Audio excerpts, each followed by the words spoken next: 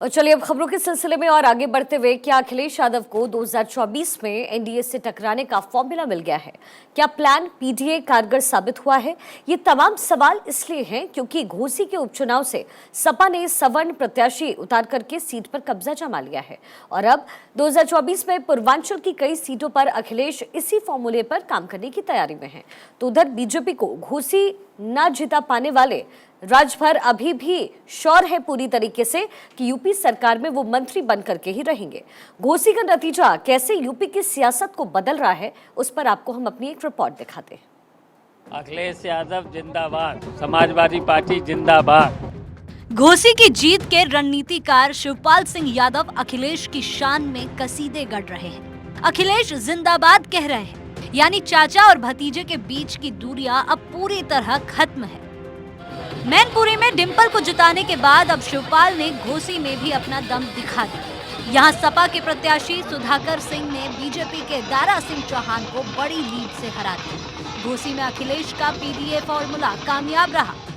PDA यानी पिछड़े, दलित, अल्पसंख्यक। घोसी की जीत ने क्या अखिलेश को 2024 का मंत्र दे दिया है? इस सवाल के जवाब को तलाशने की कोशिश करेंगे, लेकिन उससे पहले घोसी का जातीय समीकरण समझ लीजिए। मुस्लिम 90,000, यादव 60,000, राजभर 55,000, वैश्य 35,000, निषाद 20,000, चौहान नौनिया 50,000, एससी 90,000।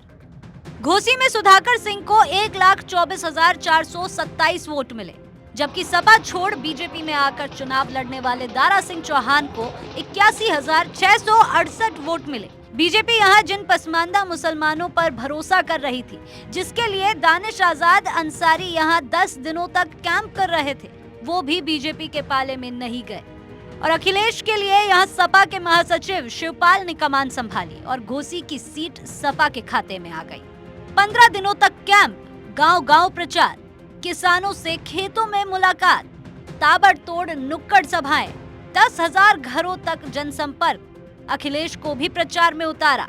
कि अहंकार के आकाश में किसी को बहुत उड़ान भरने की आवश्यकता नहीं है। यह निश्चित तौर से घोसी की विधानसभा सीट को भारतीय जनता पार्टी के नाते हम लोग नहीं जीत पाए हैं, लेकिन 2024 के लोकसभा चुनाव में 80 की 80 सीटें जीत करके जो अहंकार के आकाश में अभी उड़ रहे हैं, उनको उत्तर प्रदेश की जनता ही जमीन पर लाने का काम करेगी। घोसी की जनता ने भारतीय जनता पार्टी के अहंकार, अराजकता और जन विरोधी नीतियों के खिलाफ वोट डालने का काम किया। समाजवादी पार्टी घोसी की सम्मानित जनता का, समाजवादी पार्टी के वरिष्ठ नेताओं का और बहादुर कार्यकर्ताओं का, इंडिया गठबंधन के अपने साथियों का आभार व्यक्त करती है। भारतीय जनता पार्टी उनके घटक दल में कौन मंत्री बनता है, कौन नहीं बनता है, ये उनका अंदरूनी मामला है, लेकिन समाजवादी पार्टी का ओम प्रकाश राजभर जी के खिलाफ लगे किसी पोस्टर से कोई लेना देना नहीं है, क्योंकि समाजवादी पार्टी नेताजी के बताए हुए संस्कारों और रास्ते पर चलने का काम करती है। घोसी चुनाव की पूरी रणनीति शिवपाल ने ही बनाई। शिवपाल के ही कहने पर पहली बार उपचुनाव में अखिलेश सक्रिय हुए। कांग्रेस और बसपा ने यहाँ प्रत्याशी न उतारकर सपा की राहें और आसान कर दी। तो उधर बीजेपी के 26 मंत्री, 60 विधायक, ओम प्रकाश राजभर और संजय निषाद मिलकर भी दारा सिंह को चुनाव नहीं जिता पाए। अब संजय निषाद और ओम प्रकाश राजभर दोनों हार का ठीकरा दारा सिंह चौहान पर ही फोड़ रहे हैं। खुद के मंत्री पद पर संकट को लेकर राजभर ने कहा कि मैं मंत्री तो हर हाल में बनूंगा।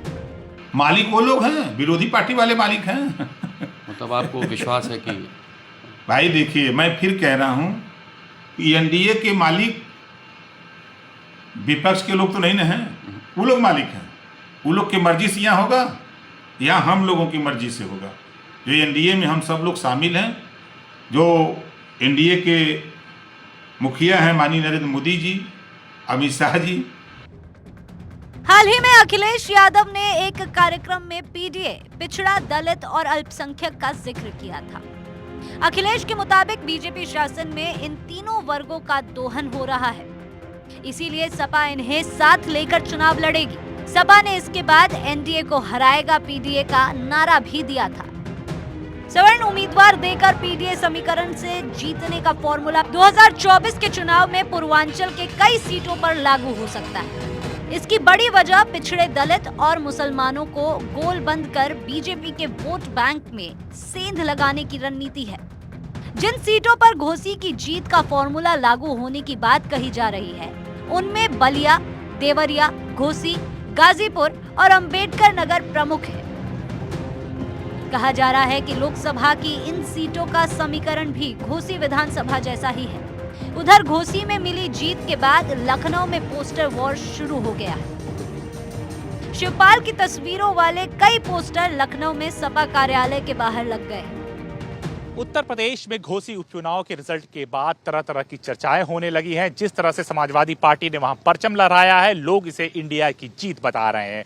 वहीं एनडीए के सहयोगी दल भी चुप रहने का नाम नहीं ले रहे हैं। ओम प्रकाश राजभर ने भी बयान देकर सनसनी फैला दिया है कि जल्द ही लोगों का कलेजा फट जाएगा और वो यूपी के मंत्रिमंडल में शामिल होने जा रहे हैं। अब आने वाला वक्त ही बताएगा कि भारतीय जनता पार्टी क्या फैसला लेगी, लेकिन इतना तो साफ है कि यूपी में बहुत कुछ बदलता हुआ नजर आएगा। 2014 से लगातार हार झेल रहे अखिलेश यादव को 2024 से बड़ी आस है, क्योंकि वो जानते हैं कि 2024 का मैसेज 2027 तक जाएगा। इसीलिए अगर प्रदेश में सरकार बनानी है तो 2024 में यूपी में कम से कम 35 से 40 लोकसभा सीटें हर हाल में जीतनी होंगी। देखना होगा कि ये पीडीए फॉर्मूला अखिलेश के लिए कितना मददगार साबित होता है। Bureau report, Bharat 24।